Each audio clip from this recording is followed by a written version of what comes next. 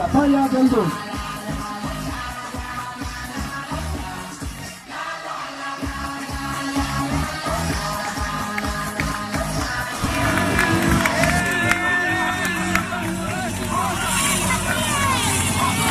Y de nuevo pasa otro de nuestros pilotos, niños, que también estaba participando en la carrera y que ha querido pararse un poquito a disfrutar también de esta animación.